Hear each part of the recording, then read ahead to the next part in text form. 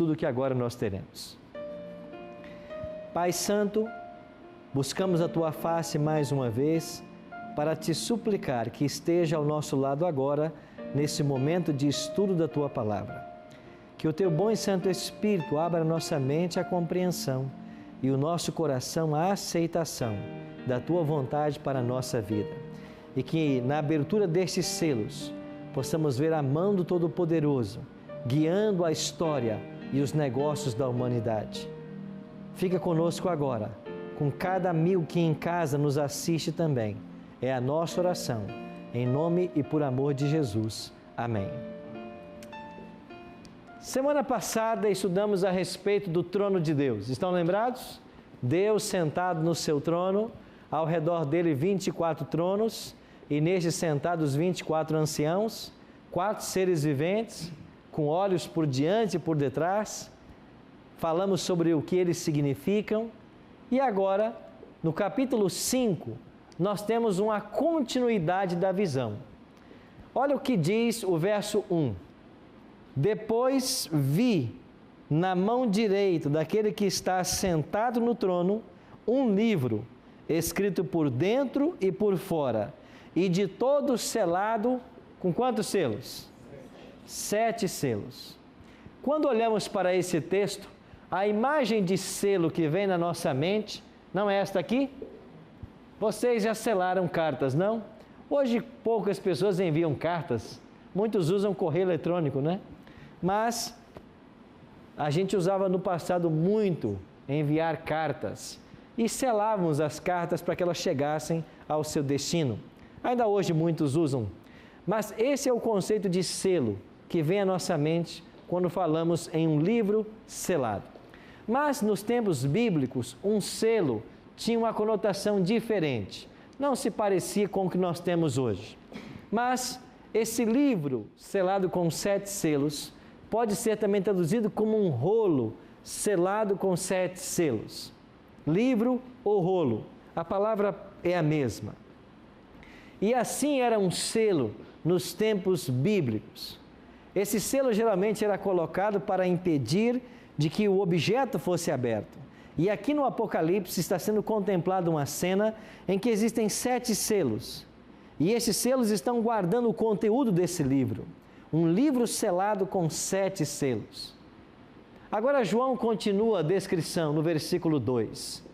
Vi também um anjo forte que proclamava em grande voz: quem é digno de abrir o livro e de desatar os selos? Ora, nem no céu, nem sobre a terra, nem debaixo da terra, ninguém podia abrir o livro, nem mesmo olhar para ele. E eu chorava muito, porque ninguém foi achado digno de abrir o livro, nem mesmo de olhar para ele. Aqui é uma cena interessante. João começa a chorar, porque ninguém podia abrir o livro selado. Parece que era muito importante que esse livro fosse aberto. Nós entendemos de que esse livro contém a história das nações, a história do povo de Deus ao longo das eras. E se esse livro pudesse ser aberto, nós conheceríamos a história do povo de Deus em todas as eras.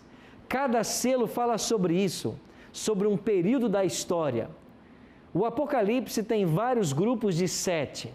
Nós já estudamos aqui sobre as 7 igrejas, estão lembrados? Agora chegamos aos 7 selos.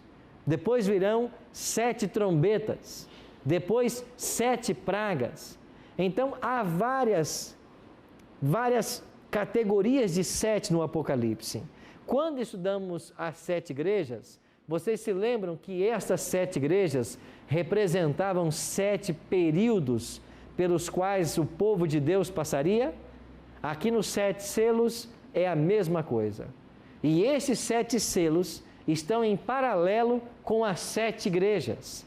As datas coincidem, os eventos coincidem, só que como a profecia é uma verdade que se amplia, a abertura dos selos trará para nós informações que as 7 igrejas não trouxeram. Então João chorava muito. Era importante que esse livro fosse aberto, que os selos se rompessem, mas ninguém foi achado digno. E enquanto João chorava, o que aconteceu? Verso 5. Todavia, um dos anciãos me disse: não chores, eis que o leão da tribo de Judá, a raiz de Davi, venceu para abrir o livro e os seus 7 selos. Então vi no meio do trono e dos 4 seres viventes e entre os anciãos, de pé, o quê?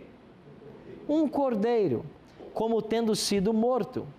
Ele tinha 7 chifres, bem como 7 olhos, que são 7 Espíritos de Deus enviados por toda a terra. O anjo disse assim para João: não chores, a raiz de Davi, o leão da tribo de Judá, ele vai abrir os selos. Mas quando ele se volta, ele vê o quê? Um cordeiro. Interessante que foi dito para ele que seria o leão, mas quando ele se volta, ele vê o cordeiro. Por que ele vê agora o cordeiro como tendo sido morto? Porque este leão que reina, que pode abrir os selos, ele só reina e só pode abrir os selos porque um dia ele morreu. Um dia ele foi cordeiro. Então o Apocalipse, pelo menos 29 vezes, vai chamar Cristo de cordeiro. Vai ser usada a expressão cordeiro para Jesus aqui no Apocalipse pelo menos 29 vezes. E agora, um dos seres viventes diz assim: veio, pois, e tomou o livro da mão direita daquele que estava sentado no trono. O cordeiro pegou o livro nas mãos de Deus. E quando tomou o livro, os 4 seres viventes e os 24 anciãos prostraram-se diante do cordeiro, tendo cada um deles uma harpa e taças de ouro cheias de incenso, que são as orações dos santos, e entoavam novo cântico dizendo: digno és de tomar o livro e de abrir os selos, porque foste morto, e com o teu sangue compraste para Deus os que procedem de toda tribo, língua, povo e nação. Olha que interessante. No capítulo 4, os seres celestiais disseram que Deus era digno de adoração. Por que motivo? Porque era o Criador. Agora no capítulo 5, os seres estão dizendo que Deus é digno de adoração. Por quê? Não apenas porque Ele é o Criador agora, mas porque Ele é o Redentor. Porque você foste morto e com o teu sangue compraste para Deus os que procedem da terra. Aqui no capítulo 5, Cristo é adorado porque Ele é o Redentor. Então há 2 motivos especiais pelos quais nós adoramos a Deus: porque Ele nos criou e porque Ele nos redimiu. Nós pertencemos a Deus por criação e por redenção. E Ele pode agora abrir os selos. E então o cordeiro, que também é chamado o leão da tribo de Judá, que também é chamado a raiz de Davi. Por que essa expressão raiz de Davi? Porque Cristo é um descendente de Davi. Ele é da linhagem davídica. Então, esse Cristo que foi morto como um cordeiro de Deus, como disse João Batista em João 1:29, eis o cordeiro de Deus que tira o pecado do mundo. Então, esse cordeiro pode abrir, e agora Cristo vai começar a abertura dos selos. Então, chegamos ao capítulo 6. O capítulo 5 é a cena introdutória para ver quem podia abrir o livro. E o capítulo 6 descreve a abertura dos 7 selos. Verso 2. Quando é aberto o primeiro selo, diz assim o verso 2: vi, e eis que um cavalo branco, e o seu cavaleiro com um arco, foi-lhe dado uma coroa, e ele saiu vencendo e para vencer. Eu disse para vocês de que há um paralelo entre as 7 igrejas e os 7 selos. Lembram-se como se chamava a primeira igreja? Éfeso. E nós falamos que a igreja de Éfeso foi caracterizada por um período de quê? pureza apostólica, doutrinária. Era a igreja que tinha como membro os discípulos. Eles mantiveram a verdade pura de Deus no primeiro século. João voltou da ilha de Patmos e liderou a igreja de Éfeso até a sua morte. Agora, quando o Cordeiro abre o primeiro selo, aparece um cavalo branco. Na Bíblia, símbolo de pureza. E ele sai vencendo e para vencer. Ou seja, este cavaleiro com este cavalo branco, ele está fazendo alusão ao mesmo período da primeira igreja, que vai do ano 31 da morte de Cristo até o ano 100. Neste período você tem uma igreja vitoriosa. Chegamos a ter 6 milhões de cristãos no primeiro século. E aqui você tem pureza e fidelidade à Bíblia. Então o cavalo branco representa essa pureza, a abertura do primeiro selo. Ou seja, quando Cristo abre o primeiro selo desse livro, ele está descrevendo a primeira etapa da igreja cristã. Ou seja, ela será um período de pureza, de doutrina pura, de igreja vitoriosa, igreja que cresce. Então isso está em paralelo com a igreja de Éfeso. Agora o Cordeiro abre o segundo selo, verso 4. E quando o segundo selo é aberto, qual é a cor do cavalo que aparece agora? Vermelho. E quando esse cavalo vermelho surge, diz o versículo 4, diz aí que o seu cavaleiro foi-lhe dado tirar a paz da terra, para que os homens se matassem uns aos outros. Também lhe foi dada uma grande espada. Quando vem à sua mente o cavalo vermelho, você pensa em quê? Sangue. Exatamente. Este segundo cavalo vermelho e essa espada na mão do cavaleiro fala de um tempo de ferozes perseguições. Não é isso que começou a acontecer a partir do segundo selo? Quando chegamos a partir do ano 100 até o ano 313, nós temos aqui a perseguição dos Césares. Lembram vocês que nós tivemos também na igreja de Esmirna um período de 10 anos de perseguição? Aqui está esses 10 anos, ou estão esses 10 anos. O cavalo vermelho fala das perseguições dos Césares, do sangue que foi derramado nesses 10 anos. Agora a discórdia, a discussão e a controvérsia fazem parte do cenário da igreja. Então o segundo selo é uma alusão à história da igreja cristã, do ano 100, ano aproximado em que morre João, até o ano 313, quando Constantino assina o Edito de Tolerância de Milão e dá fim à perseguição aos cristãos, pelo menos temporariamente. Por isso um cavalo vermelho. O Cordeiro então abre o terceiro selo. E quando o terceiro selo é aberto, qual é a cor do cavalo agora? Preto.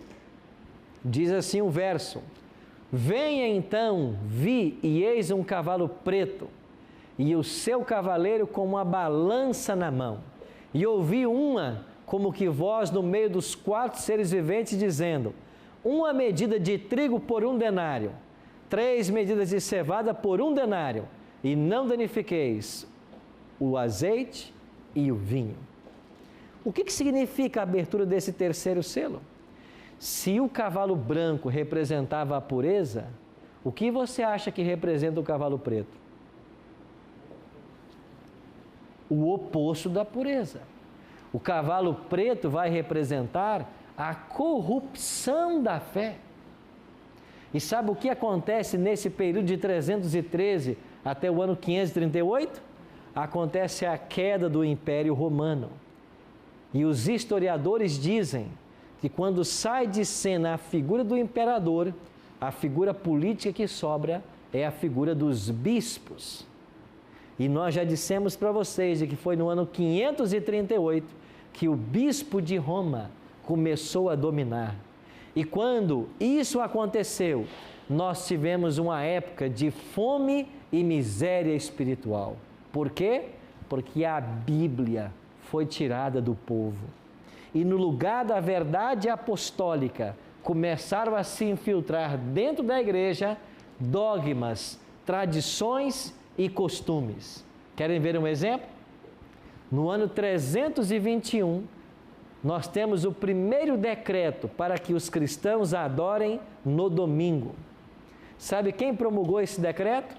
O próprio imperador Constantino, que havia se convertido, entre aspas, ao cristianismo e depois sido batizado pelo Papa Silvestre.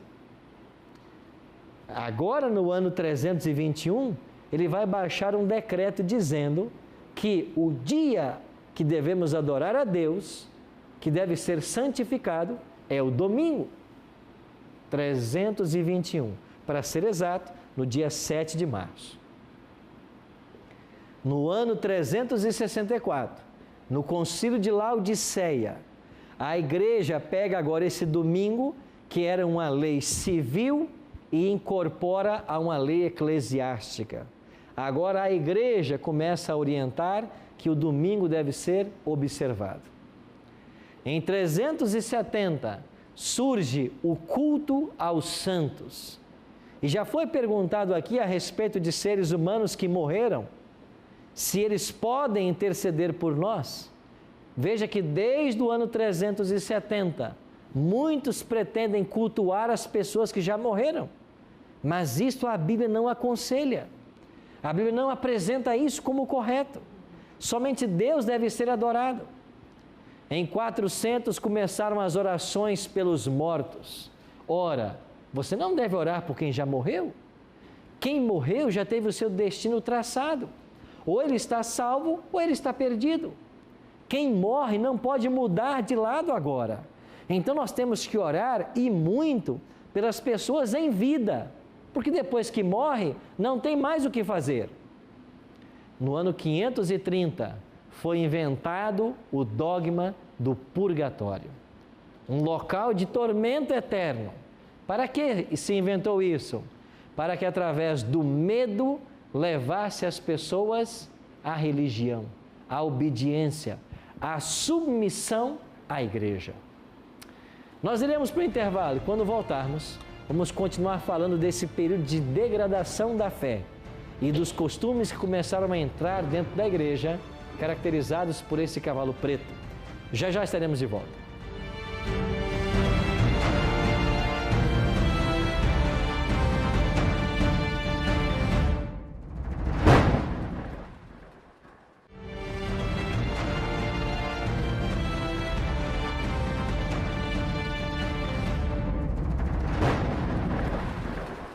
Estamos de volta com o programa Bíblia Fácil, hoje tudo a respeito dos 7 selos do Apocalipse.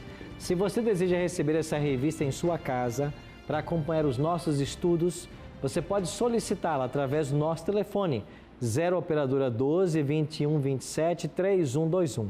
Lembrando sempre que você deve ligar em horário comercial. Ou você pode acessar a página do programa na internet, novotempo.com/Bíblia Fácil. Lá você vai ver a revista, você clica nela, vai abrir um formulário, preenche esse formulário, envia para nós e num prazo de 15 a 20 dias a revista vai estar chegando em sua casa. Lembrando sempre que esse é um presente da Novo Tempo, graças ao apoio dos Anjos da Esperança, que tem abraçado esse projeto maravilhoso. Eu queria aproveitar e dizer para você que nós estamos tendo esse mesmo tema da revista Apocalipse numa igreja adventista perto de você. Então entra no site encontreumaigreja.com.br, descubra uma igreja adventista perto de você e nos domingos à noite nós estamos aprendendo mais sobre esses temas. Procure uma igreja, tire suas dúvidas, conheça mais a respeito da palavra de Deus. Quando terminamos o primeiro bloco, nós falávamos da abertura do terceiro selo, um cavalo preto.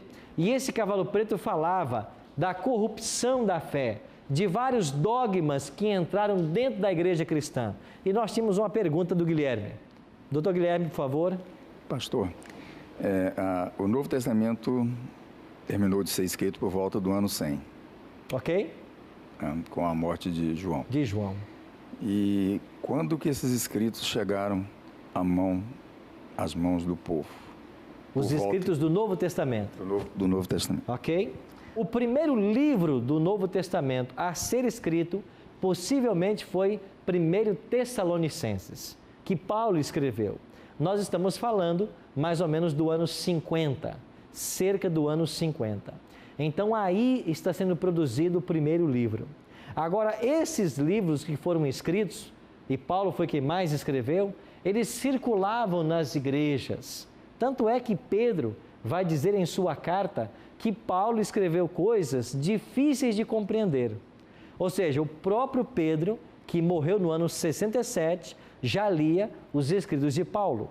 Então eles eram lidos pelas igrejas, já mesmo com os apóstolos vivos. Então eles foram escritos e endereçados às igrejas. Por exemplo, Paulo escreveu aos Coríntios. Essa carta foi para a igreja de Corinto e eles leram essa carta lá. Ele escreveu uma carta para Timóteo, um pastor. Timóteo recebeu a carta, leu, depois tornou conhecido da igreja e elas foram compondo o que nós chamamos de cânon do Novo Testamento. Os evangelhos também foram escritos depois do ano 50, 60. O certo é que quando termina o primeiro século, todos os 27 livros já estão escritos. Eles já eram usados na época e depois foram difundidos para outras igrejas também, porque foram se fazendo cópias de cópias de cópias. Não sei se eu respondi sua pergunta. Então a igreja teve acesso de imediato e depois ficou estendido para as igrejas de outros períodos. Nós tínhamos também uma pergunta aqui. Eu gostaria de saber por que desse decreto de adoração no domingo, qual a razão dessa mudança, né? E também por que o nome de domingo? Por que o nome domingo? Muito boa a sua pergunta, Santero. Esse decreto de Constantino foi, na realidade, uma jogada política, porque ele viu o cristianismo crescendo e ele era líder do império, ele já tinha o apoio dos cidadãos, mas ele queria ter apoio também dos cristãos. Ele queria ter o apoio de todas as classes. Então ele pensou assim: se eu tornar o domingo um dia santo, primeiro, os cristãos terão um dia para adorar o seu Deus. Segundo, eu vou continuar homenageando o Deus principal do império, que era o Deus Sol. Tanto é que o imperador de Roma era um adorador do Sol. E em inglês, a palavra domingo quer dizer isso, né? Sunday, dia do Sol. Mas no latim, por exemplo, que é a primeira versão da Bíblia que nós vamos ter vai ser para a língua latina, a expressão foi traduzida como Domini, que quer dizer do Senhor. Então, era o dia do Senhor imperador. Domini, nesse contexto, é a oração do Senhor imperador, ou dia do Senhor imperador. Domini em latim quer dizer isso, do Senhor. Então, a oração dominical, por exemplo, que é a oração do Pai Nosso, em Mateus 6, 9, é chamada também de oração dominical, quer dizer a oração do Senhor. Só que ali é o Senhor Jesus Cristo quem ensinou a oração. Então, a expressão nasceu daí. Em Apocalipse, você vai ter esta ocorrência dessas mudanças, justamente como um cumprimento também da profecia de Daniel 7:25. Daniel disse que os homens cuidariam em mudar os tempos e a lei. E a lei de Deus começou a ser atacada já aqui, quando trocaram o sábado pelo domingo. O terceiro selo foi aberto. Esse terceiro selo está em paralelo com a igreja de Pérgamo, que é a terceira igreja. Agora vamos para o quarto selo. Quando o Cordeiro abre o quarto selo, o que é que acontece? Verso 8. Olhei e eis um cavalo, de que cor agora? Amarelo, verso 8. E o seu cavaleiro, sendo esse chamado o quê? Morte. E o inferno estava seguindo. Foi-lhe dada autoridade sobre a quarta parte da terra, para matar a espada pela fome, com a mortandade e por meio das feras da terra. Agora surge um cavalo amarelo. Algumas versões traduzem pálido, desfigurado. Esta é a condição da igreja que vai coincidir com a igreja de Tiatira. Nesse período, nós temos uma degradação total da fé e começam as perseguições mais acérrimas aos que seguem a Bíblia. Estão lembrados que no ano 538 começa a supremacia papal? Segundo a profecia do Apocalipse, que vamos estudar no capítulo 13, este poder dominaria o mundo por 1260 anos, a partir de 538. Então, nesse momento, nós temos uma completa degradação da fé. Por isso, um cavalo amarelo, pálido. Esse cavalo amarelo fala agora de um momento totalmente degradante da fé. Perseguição aos que seguem a Bíblia. E continuam os dogmas vindo parar dentro do cristianismo. Estamos falando de atos que foram instituídos pelo sistema papal e que levou a fé à sua degradação completa. Por isso o cavalo amarelo. Agora chegamos à abertura do quinto selo.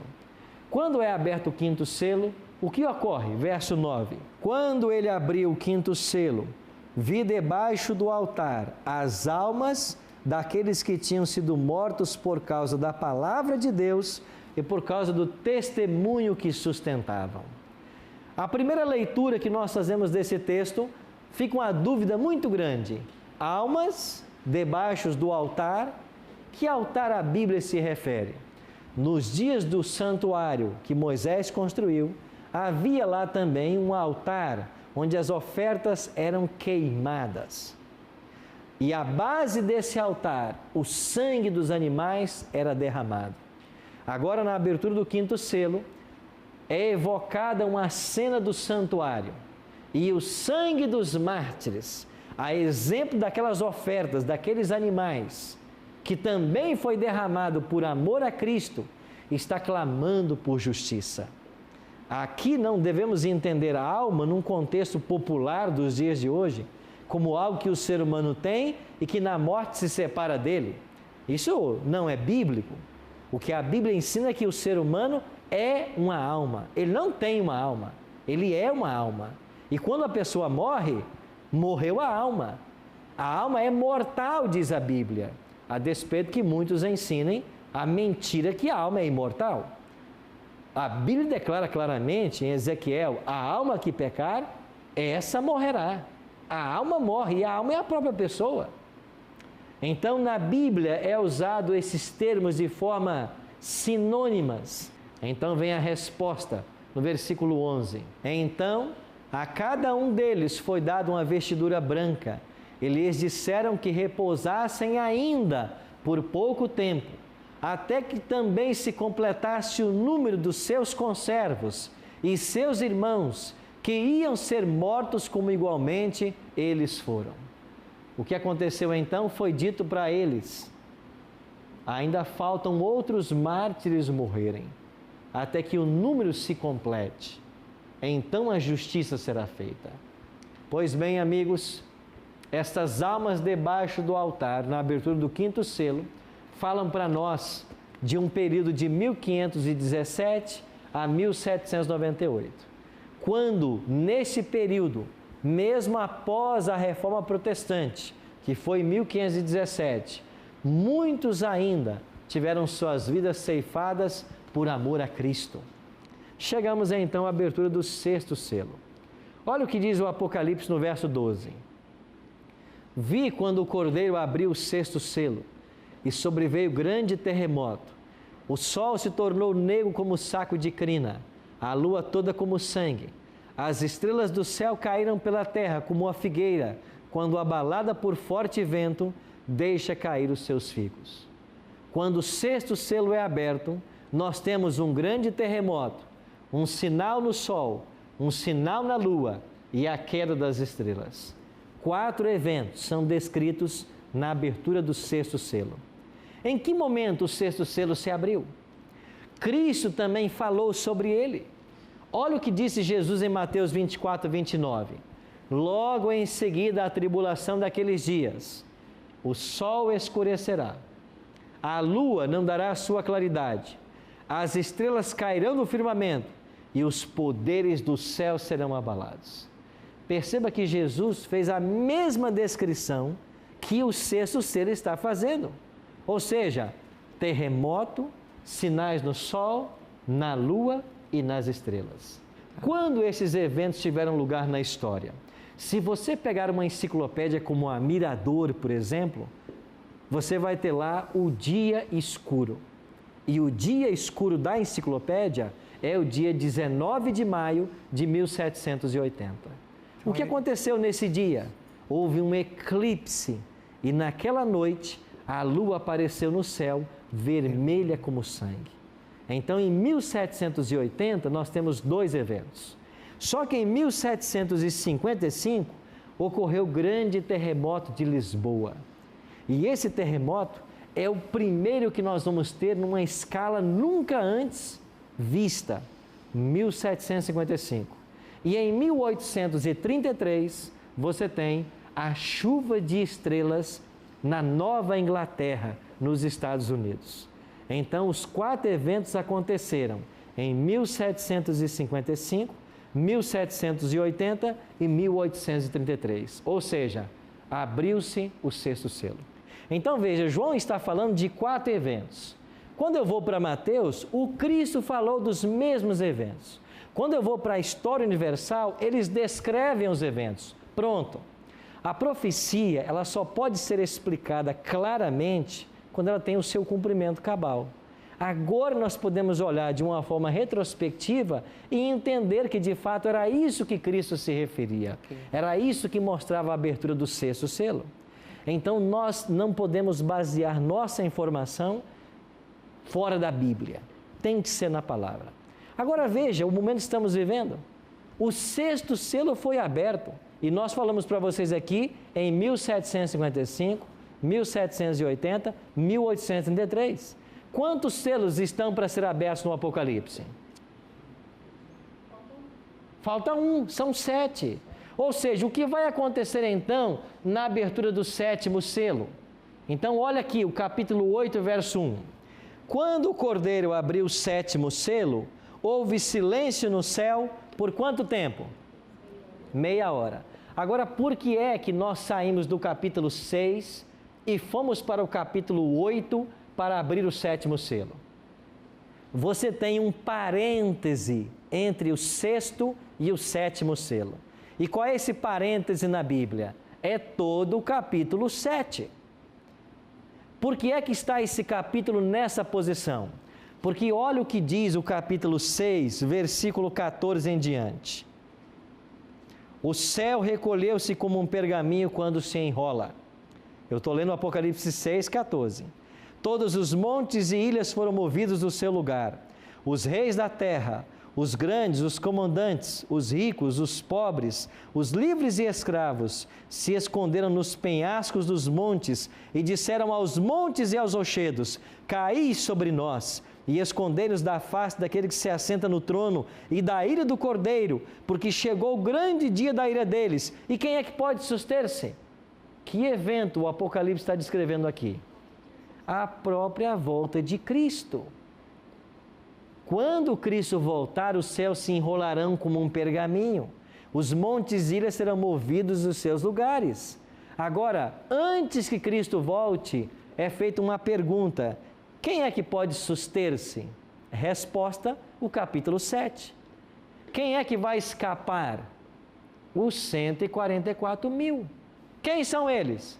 Ah, mas eu nunca ouvi falar isso na minha igreja. A sua igreja está ensinando Bíblia? Você vai para a igreja para aprender Bíblia? O que está acontecendo na igreja? O seu pastor, o seu sacerdote, o seu missionário, ele está parando com você para estudar a Bíblia?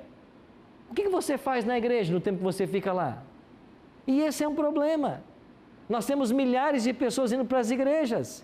E elas chegam nas igrejas, elas fazem qualquer outra coisa, menos estudar a Bíblia. Nunca ouviu sobre os 144 mil? Mas está aqui na Bíblia. Por que nunca me ensinaram? Porque talvez a igreja tua não está ensinando a Bíblia. Mas então abre-se o 7º selo. E quando o 7º selo se abre, o que acontece no céu? Silêncio. Por quanto tempo? Meia hora. Eu já disse para vocês de que um dia em profecia equivale a quê? Um ano literal. Eu não dei os textos para vocês, né? São 2 textos que embasam essa interpretação bíblica. É Números 14, 34 e Ezequiel 4, 6 e 7. Números 14, 34 e Ezequiel 4, 6 e 7 explicam o princípio dia-ano. Um dia profético equivale a um ano literal. Agora, por que é que o céu vai estar em silêncio meia hora? Temos que deixar que a Bíblia responda, não que alguém invente. Então, deixa que Cristo responde. Olha o que Jesus disse em Mateus 25, 31. Quando vier o Filho do Homem na sua majestade e todos os anjos com ele, então se assentará no trono da sua glória. Quando Cristo voltar, que é a abertura do 7º selo, o último que falta, quantos anjos virão com ele? O que disse Cristo? Todos. Se todos os anjos virão com Jesus, como o céu vai ficar? Vazio. Por que há silêncio no céu? Porque não tem mais anjo. E por que eles não estão lá? Porque eles vieram com Cristo. Por quanto tempo o céu vai ficar vazio? Cerca de meia hora. Agora você pega o princípio de interpretação profética e aqui está. Se um dia equivale a um ano, então eu posso dizer que 24 horas, 12 meses. 12 horas, 6 meses. 6 horas, 3 meses. Vamos dividir por 3 agora. 2 horas, 1 mês. 1 hora, 2 semanas. 30 minutos, 1 semana. Só que ali diz assim, cerca de meia hora. Não é assim que está na sua Bíblia? Não é meia hora exata, cerca de meia hora. Ou seja, 1 semana ou cerca de 1 semana será o tempo que Cristo vai gastar para vir do 3º céu, aonde Ele está hoje, no santuário, a esta terra, buscar os salvos e voltar para os céus. 1 semana. Mas pastor, eu nunca ouvi isso. Eu pergunto mais uma vez, a gente se reúne na igreja para fazer o quê? Para estudar a Bíblia, para ver o que Jesus está ensinando. A gente tem medo da Bíblia.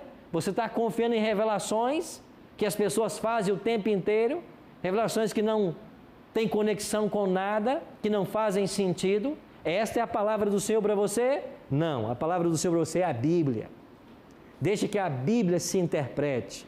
Você tem que estudar a Bíblia. Se a igreja que você vai não ensina a Bíblia, você está perdendo o seu tempo. Você tem que estudar a Bíblia. E olha quanta coisa bela a Bíblia tem para nos ensinar.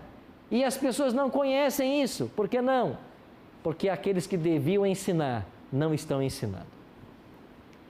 Pastor, então com base aqui nessa meia hora, então até Jesus vir com os anjos e no vídeo de glória nos buscar, então todo esse processo vai demorar 7 dias até a gente chegar no céu. Cerca de 1 semana, exatamente. Então demoraria 7 dias para a gente chegar no céu. Ele vir e voltar. E voltar, o processo todo, então. Todo o processo, porque é o céu em silêncio. E o céu fica em silêncio quando ele sai no céu. Muito. Certo? Meus amigos, o grande dia da volta de Cristo se aproxima. Nós estamos vivendo os últimos grãos da ampulheta do tempo. E nós precisamos voltar nossos olhos hoje para o maior evento de toda a história humana. O glorioso dia que Jesus vai voltar. A abertura do 7º e último selo. Por que nós devemos nos preparar para esse dia? Por que a nossa vida deve estar rendida a esse Deus? Lembra no capítulo 4? Porque tu criaste todas as coisas. Lembra do capítulo 5? Porque com o teu sangue compraste para Deus. Quem foi digno em todo o universo de abrir os selos? O Cordeiro. E por que ele foi digno? Porque ele morreu. Tu morrestes. E com o teu sangue compraste para Deus os que procedem de toda tribo, língua, povo e nação. Nós pertencemos a Cristo. Ele é o ser digno. A nossa adoração deve ser dele. A nossa vida tem que ser dele.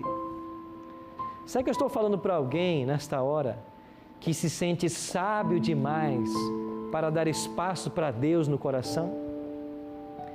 Será que eu estou falando agora para um homem de negócios que conquistou um patrimônio financeiro extraordinário? Você acha que você não precisa de Deus, não é? Pois daqui a pouco, algumas coisas começam a acontecer. Você vai sentir necessidade de um Deus. Ele está aí perto de você, sempre esteve. Estou eu falando para alguém que se declara abertamente ateu? Nunca precisou de Deus? Você tem que render a sua vida a este Salvador, porque só Ele é digno. E sabe por que Ele é digno? Porque Ele foi morto.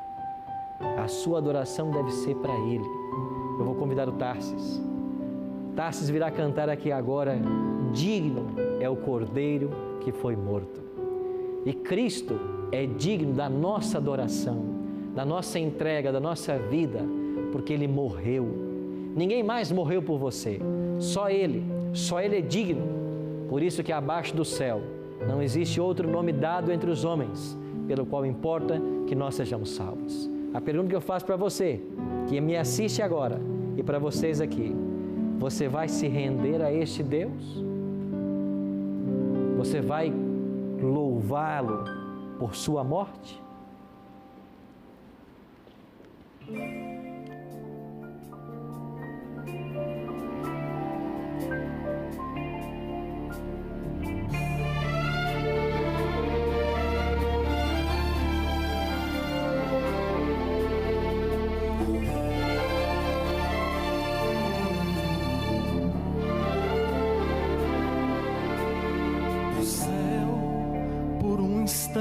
Está em silêncio e o santuário está vazio, pois entre nós desceu para batalhar. A cruz tornou-se o palco do conflito e o mal com suas artimanhas a nossa alma quer aprisionar. De um lado estão as forças da verdade, Jesus com hostes incontáveis que fazem sua vontade por amor. Do outro, aqueles anjos rebelados que lá do céu foram expulsos por transgressão da lei do Criador.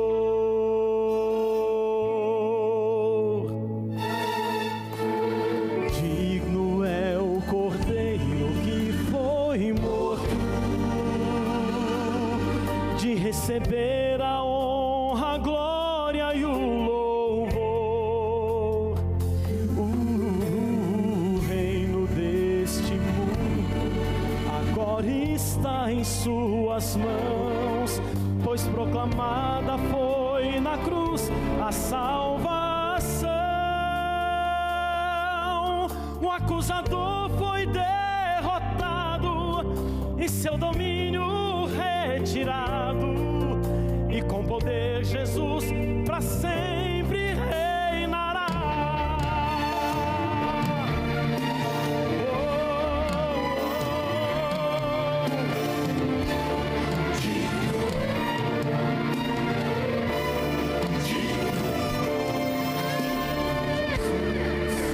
O Verbo transformado em carne deixou sua glória e majestade para se oferecer em meu lugar. Na cruz, uma coroa de espinhos e os cravos que lhe perfuraram, tudo enfrentou aqui para me salvar. Mas pelo seu amor que é tão profundo, a mais intensa dor do mundo, Ele aceitou sentir no coração. As marcas as foites do pecado são testemunhas da vitória.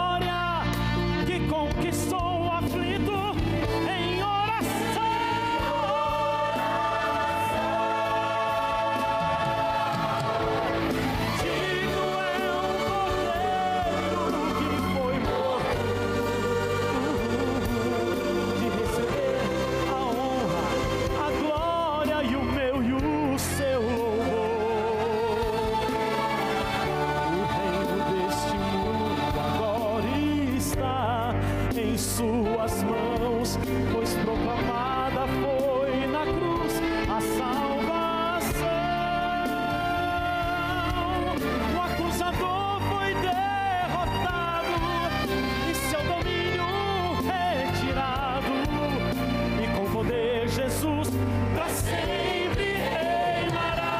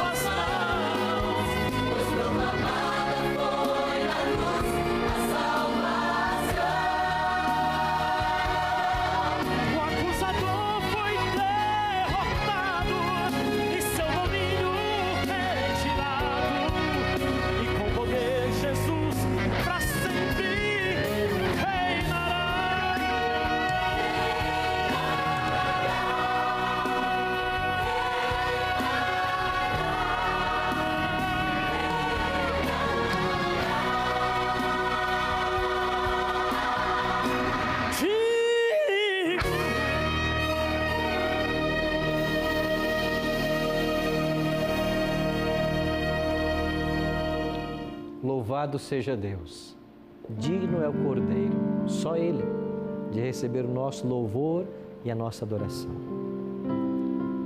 No programa de hoje discutimos algumas ideias e você percebe que muitas pessoas nesse mundo não estão adorando o Criador, o Cordeiro que foi morto, estão adorando seus líderes espirituais, seus pastores, seus bispos, seus missionários, seus padres.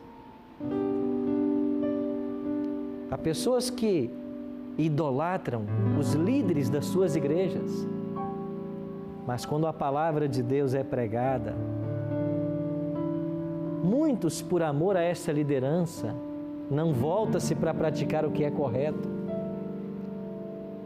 Muitos estão sinceramente tentando obedecer, mas essa serviciência aos líderes religiosos as impedem de dar mais um passo em direção a Cristo. Talvez por amor, por respeito, por tradição, eu não sei. Eu devo amar a todas as pessoas, respeitar a todas as pessoas, mas eu não posso colocar em xeque a minha salvação, porque um líder está me ensinando aquilo que não está na Bíblia. E aqui vocês vão descobrir o que está na Bíblia.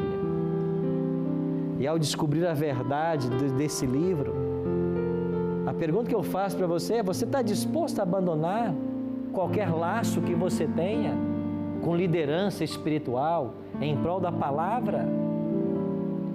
Estou eu pregando para alguém que se sente um verdadeiro escravo do seu líder espiritual?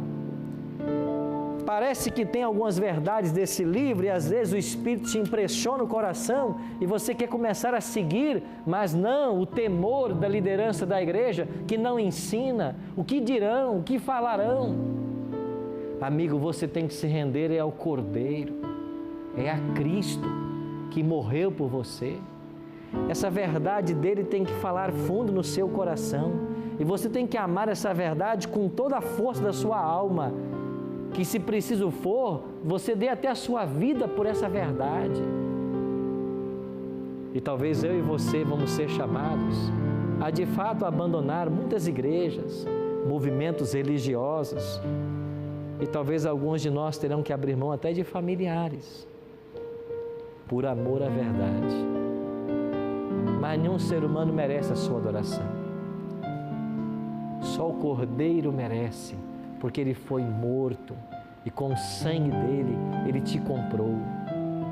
Te comprou para te tirar das trevas, da ignorância religiosa, da ignorância bíblica. Chega de ouvir esses líderes dizendo que ninguém entende o Apocalipse. Chega de ficar refém a homens que não conhecem a palavra e não querem ensiná-la. Cristo te convida a dar um passo nesta hora, um passo em direção à verdade, a Ele. Nós chegamos num momento muito especial do programa. Daqui para frente nós vamos entrar em temas muito polêmicos. E o nosso coração tem que estar aberto, não à tradição, não ao dogma, não àquilo que me ensinaram desde criança. Tem que estar aberto à palavra, para que Jesus fale claramente para mim. E depois que eu ouvir a voz dele, depois que você ouvir, você faz a sua escolha.